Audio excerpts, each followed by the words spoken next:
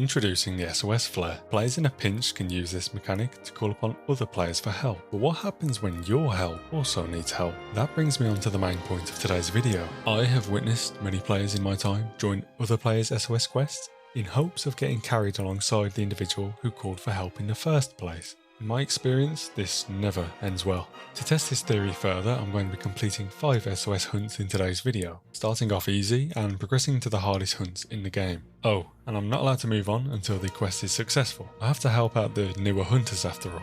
Stick around to the end of the video as I'll be challenging all of you with a task as well. We start this challenge by joining a Kulu hunt.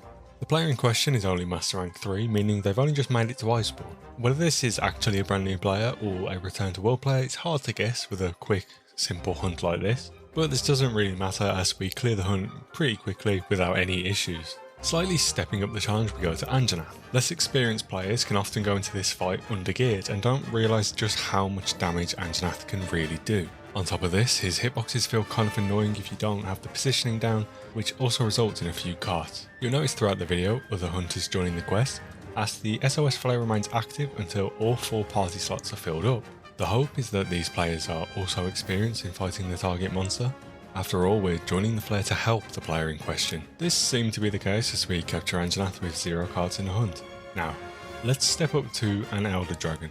I chose Teostra as there's a lot going on that can easily cart a player if they're not paying attention. AoE explosions, status effects and heat damage can easily be missed by someone who is tunnel visioning the monster and not keeping an eye on their surroundings. The SOS player in this hunt was much higher master rank than what we've seen so far, and I wasn't sure if I would use this hunt for the challenge. However, with an extremely early cart, I decided to play this one out regardless. While we're here, I want to point out that if you want to be a particularly helpful player, you can bring along items that affect the whole group, such as Dust of Life. We end up taking Teostra down and watch a couple of players taking a victory lap. Okay, this has been way too easy so far, and I've tried to get through this section of the video as quickly as possible. So now, let's get to a more controversial monster. From reading the comments on my Alatreon video, I know a lot of people hate doing this in multiplayer, even if it's with friends. Never mind an SOS quest. To keep things brief, this hunt has an elemental DPS check. Failing to meet it results in a one-shot Nova named Eschaton Judgment. Here's the problem. If you do this quest solo, you can die to the Nova, jump back into the arena and keep trying. However, if you do this in a party of 3 or 4, the Nova just kills all players in the lobby, thus using all your carts and straight up failing the quest. If you want to learn more about the Alatreon fight in greater detail, you can watch the dedicated video I did on him. Asmongold himself watched this video and had this to say. There's the video. That's a good video. I think that's fair. So check it out. Okay, attempt 1. We did a good job of doing the mechanics, but players got caught off by some of his moves. Ultimately, despite reducing the power of his Nova, the player who called for help in the first place gave the final cart, likely due to lack of knowledge on how to heal through it. In fact, they didn't actually try to heal, so maybe this was the very first time they got this far. Attempt 2 was interesting. I accidentally joined the event quest version and not the special assignment, meaning this player had already beaten Alatreon. The player calling the SOS still carted, and the player who joined to help also gave one away. We ended up beating him with 1 life remaining, but it was still interesting to see how a player trying to farm him for gear still has a rough time through SOS. For me, this kill didn't count towards the challenge however.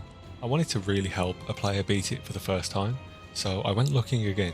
I found some low master rank players attempting the fight and were pretty close to taking the monster down. However, we ran into a strange roadblock towards the end of the hunt. I hope this was only me that disconnected, and that they ended up taking him down, but this was so annoying knowing just how low he was. Anyway, I went back to town and we began the search again, where I found this player. This quest was still a special assignment, meaning he hadn't cleared it yet. My guess is that this is an existing save file due to his high master rank. I'm assuming he came back to the game, much like many players have, to try and tie up some loose ends. Maybe I got lucky with the players who were joining these quests alongside myself, but I feel that the DPS check was never an issue in these quests. Most carts in these hunts derived from players getting hit by breath attacks or his dragon explosion. I know a lot of you have a different experience with this, so let me know in the comments. Anyway, we take him down and had a wholesome moment. I asked if this was his first kill, to which he responded, after many attempts. It truly made me happy knowing I helped another player overcome an obstacle that they had been stuck on. It reminded me of how I got my first kill on Alatreon 3 years ago.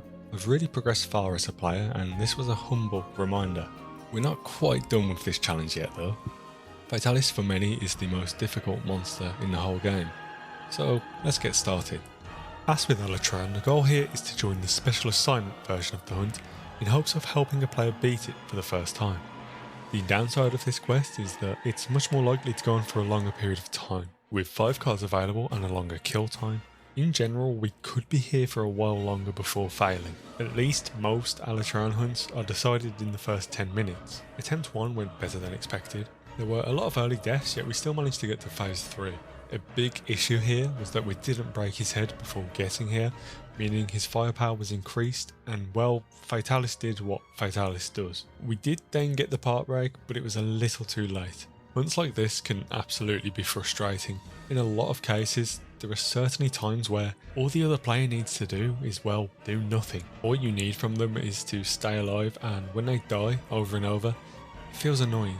But what I want to stress here is that when you join an SOS, you're joining to assist the player who has explicitly asked for help. You can't expect them to know the monster's moveset, understand the mechanics, or bluntly speaking, you shouldn't even expect them to play well. So please, as frustrated as you might be, never take it out on these players. For me, this first hunt was a great attempt and gave the host a full experience of the fight. Anyway, we join the next available quest and get straight back to it. I tried to keep faith that our DPS would be good enough, and thus try to tenderize Fatalis whenever possible. This way the other players had less to focus on. I've had my fair share of deaths trying to clutch claw onto Fatalis, so I'd rather take that responsibility on myself to save any unnecessary accidents. Likewise, learning from last attempt, I shifted my attention to hitting his head more, with often 2 or 3 of the other players hitting his chest. I wanted to make sure we were making at least a bit of progress here when possible. My efforts weren't in vain as we get the head break in time for phase 3. Now, with only 2 lives remaining, I was feeling great about this attempt, though one spinning breath attack used both lives and took us back to the drawing board. We rejoined the same player straight away, determined to get him his first kill. This fellow Dual Blaze player was an absolute blessing to have with us. I could clearly see that they were a more experienced individual, taking full advantage of openings and being in the right place at the right time. The longsword player was also decent. However, what was interesting is that he was using the Alatreon weapon and not the Fatalis longsword.